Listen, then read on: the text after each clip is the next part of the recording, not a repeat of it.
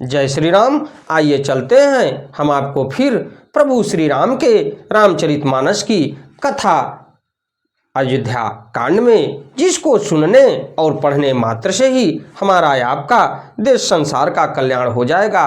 क्योंकि देखा जाए तो कलयुग जो चल रहा है वर्तमान समय में, तो इसमें देखा जाए तो प्रभु श्री राम के नाम का ही आधार रह गया है, सिर्फ 2 अक्षर का, जो कि हम आप इसको छोड़ते चले जा रहे हैं। लेकिन पकड़ने का प्रयास किया जाए, क्योंकि प्रभु का स्नेह और प्रेम हमारे आपके देश संसार के ऊपर बना रहे। तो आइए चलते हैं प्रभु श्री राम के रामचरितमानस के अयोध्या कांड में। ओम श्री जानकी वल्लभो विजयते। तो इसके पश्चात विघ्नों को हरने वाले भगवान गणेश और विद्या की प्रदायिनी माँ सरस्वती के चरणों में शीश नवाते हुए विनम्र निवेदन करूँगा कि हमारे देश संसार में जहाँ भी प्रभु श्री राम के रामचरितमानस की कथा हो रही हो, उसे संपन्न करने में अपना पूर्ण योगदान दें। उसके साथ साथ हमारे ऊपर भी अपनी कृपा बनाए रखें कि मैं अपने मुखारबिंदु से जो भी प्रभु श्री राम के सच्चे भक्त हैं उनके तक इस कथा को पहुँचाने का पूर्ण प्रयास करूं, और वो इस कथा को सुने और जहां तक हो सके प्रचार प्रसार करें। तो आइए ले चलते हैं हम आपको प्रभु श्री राम के रामचरितमानस के कथा अयोध्या कांड में। मोहि लगी यह कुठाट तेहि ठाटा घालेसी सब जग 12 बाटा मिटै कुजोग राम फिर आए बसई अवध नहीं आन उपाय। तो देखा जाए तो मेरे लिए उसने यह सारा कुठार बुरा साज रचा और सारे जगत को 12 बाट छिन्न भिन्न करके नष्ट कर डाला। यह कुयोग श्री रामचंद्र जी के लौट आने पर ही मिट सकता है और तभी अयोध्या बच सकती है, दूसरे किसी उपाय से नहीं। तो देखा जाए तो ये विचार किसके मन में हो रहा है कि अयोध्या नगरी तो पूरी तरह से तहस नहस हो गई।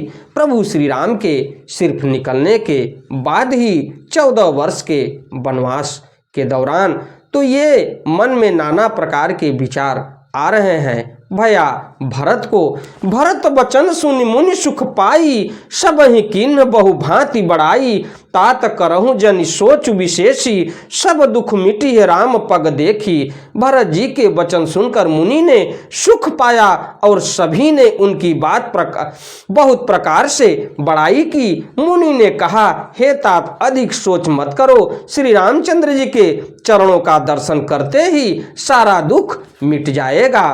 तो देखिए ये कितनी उत्तम बात मिली कि प्रभु के चरणों का दर्शन मात्र से करने के उपरांत ही आपके सारे दुख मिट जाएंगे। तो देखिए मुनि भरद्वाज भैया भरत के बातों को सुन के कि अयोध्या बच सकती है दूसरे किसी उपाय से नहीं, कि प्रभु श्री राम को लौटने के बाद ही अयोध्या बच सकती है। तो इनकी बातों को सुनने के बाद देखा जाए तो भरत जी के वचन सुनकर मुनि ने काफी सुख पाया और आनंदित हुए। तो मुनि भरद्वाज ने ऐसा कहा भैया भरत को कि सारे दुख मिट जाएंगे सिर्फ प्रभु श्री राम के श्री चरणों को छूने मात्र से ही। और भरत सच्ची बात आपने बोला कि प्रभु के आने के बाद ही अयोध्या नगरी फिर से चहल पहल हो सकती है। तो जहाँ जहाँ प्रभु के श्री चरण पड़े तो देखा जाए तो वहाँ वहाँ का स्थान एक तरह से पवित्र हो गया। तो उसके बाद देखा जाए कि कथा आगे क्या कहती है। करि प्रबोध मुनिवर कहे अतिथि प्रेम प्रिय हो कंद मूल फल फूल हम देहि लेहु करी छो। इस प्रकार मुनि श्रेष्ठ भरद्वाज जी ने उनका समाधान करके कहा, अब आप लोग हमारे प्रेम प्रिय अतिथि बनाए और कृपा करके कंद मूल फल फूल जो कुछ हम दे स्वीकार कीजिए और इसी को अपना भोजन मान के करिए। ये मुनि भरद्वाज बोल रहे हैं भैया भरत के साथ जो भी उनके अनुयायी जो भी गुरु वृंद हों उनके लिए बोल रहे हैं कि आप लोग आश्रम में चलिए और कंदमूल फल फूल जो भी खाना हो खाइए। सुन मुनि बचन भरत ही सोचू भयउ कुअवसर कठिन संकोचू जानी गरुई गुरु गिरा बहोरी चरण बंदी बोले कर जोरी। मुनि के वचन सुनकर भरत के हृदय में सोच हुआ कि यह बेमौके बड़ा बेढ़व संकोच आ पड़ा। फिर गुरु जनों की वाणी को महत्वपूर्ण आदरणीय समझकर चरणों की वंदना करके हाथ जोड़कर बोले सिर धरी आयसु करिय तुम्हारा परम धर्म यह नाथ हमारा। भरत बचन मुनि बर मन भाए सूचि सेवक सिय निकट बोलाए। हे नाथ आपकी आज्ञा को सिर चढ़ाकर आपका पालन करना यह हमारा परम धर्म है। भरत जी के ये वचन मुनि श्रेष्ठ के मनों को अच्छे लगे। उन्होंने विश्वास पात्र सेवकों को और शिष्यों को पास बुलाया।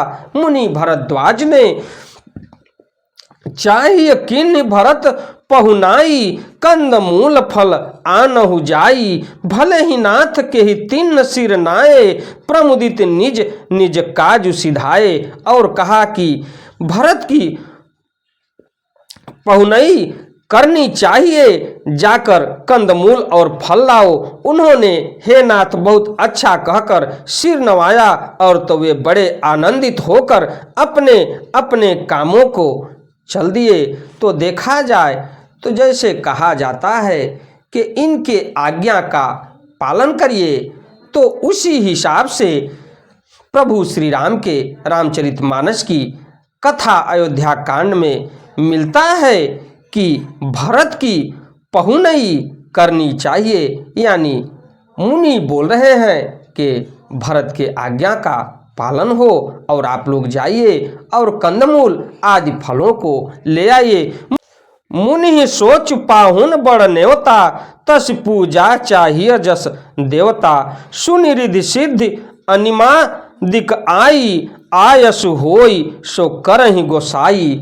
तो मुनि को चिंता हुई कि हमने बहुत बड़े मेहमान को न्योता दे दिया है। अब जैसा देवता हो वैसा ही उसकी पूजा भी होनी चाहिए। यह सुनकर रिद्धियां और अड़ी माद सिद्धियां आ गईं और बोली हे गोसाई जो आपकी आज्ञा हो सो हमें करे और कहिए।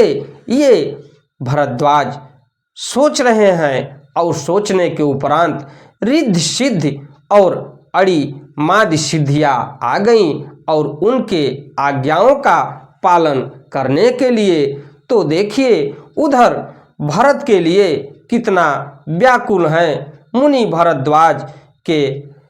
हम कितने अच्छे ढंग से इनकी सेवा सत्कार करें। राम बिरह व्याकुल भरत सानुज सहित समाज पहुनाई करी हरहु श्रम कहा मुदित मुनिराज। मुनिराज ने प्रसन्न होकर कहा छोटे भाई शत्रुघ्न और समाज सहित भरत जी श्री रामचंद्र जी के विरह में व्याकुल हैं। इनकी पहुनाई आतिथ्य सत्कार करके इनके श्रम को दूर करो।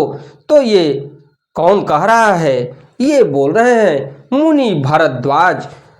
सुनकर जो रिद्धियां और सिद्धियां अड़ीमाद आ गईं उनसे ये बात मुनि कह रहे हैं कि इनके आतिथ्य सत्कार करके इनके श्रम को दूर करिए और इनके मोह को जहाँ तक हो सके धीरे धीरे नष्ट करिए, क्योंकि ये व्याकुल हैं। ये मुनि भरद्वाज कह रहे हैं रिद्धि सिद्धि और अड़ीमादि सिद्धियों से।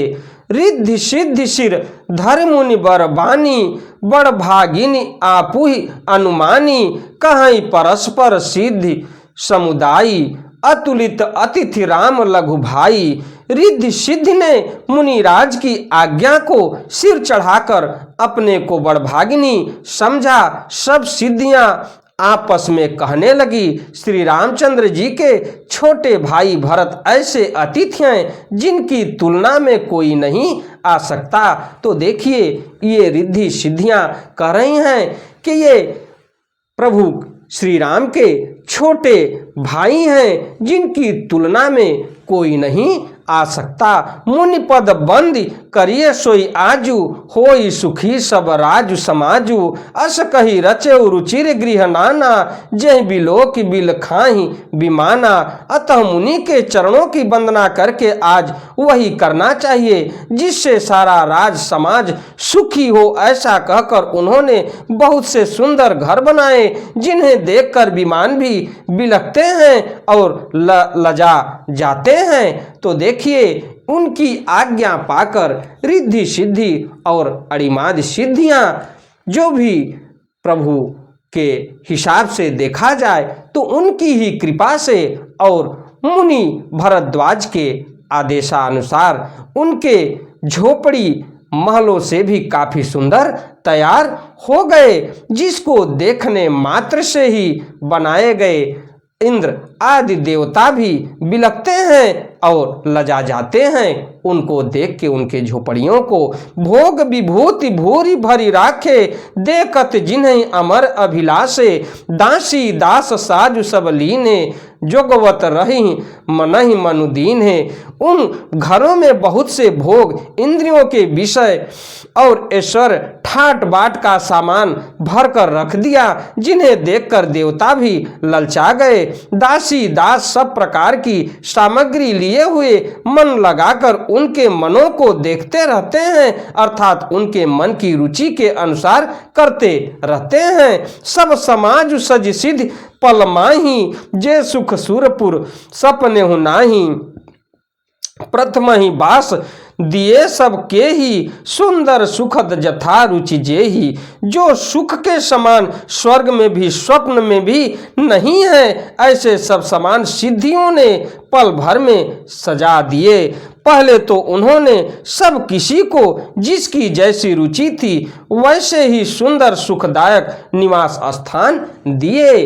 तो देखिए रिद्धि सिद्धियां और अड़िमाद सिद्धियां जो भी थी तो उनको देखा जाए तो जिसकी जैसी रुचि थी उसके हिसाब से वैसा पकवान भी बना और वैसी झोपड़ी ही बनी जो देवताओं को भी देखा जाए तो नसीब में नहीं थी।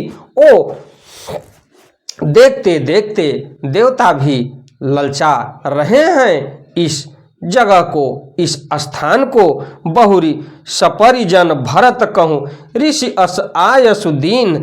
विधि विस्मय दायक विभव, मुनिबर तप बल कीन। उसके बाद देखा जाए तो और फिर कुटुंब सहित भरत जी को दिए, क्योंकि ऋषि भरद्वाज जी ने ऐसी ही आज्ञा दे रखी थी। भरत जी चाहते थे कि उनके सब संगियों को आराम मिले, इसलिए उनके मन की बात जानकर मुनि ने पहले उन लोगों को स्थान देकर पीछे सब परिवार भरत जी को स्थान देने के लिए आज्ञा दी थी। मुनि श्रेष्ठ ने तपोबल से ब्रह्मा को भी चकित कर देने वाला वैभव रच दिया था। मुनि प्रभाव जब भरत बिलोका, सब लघु लगे लोकपति लोका। सुख समाज नहीं जाई बखानी, देखत विरत विसार रही ज्ञानी। जब भरत जी ने मुनि के प्रभाव को देखा तो उसके सामने उन्हें इंद्र वरुण यम कुबेर आदि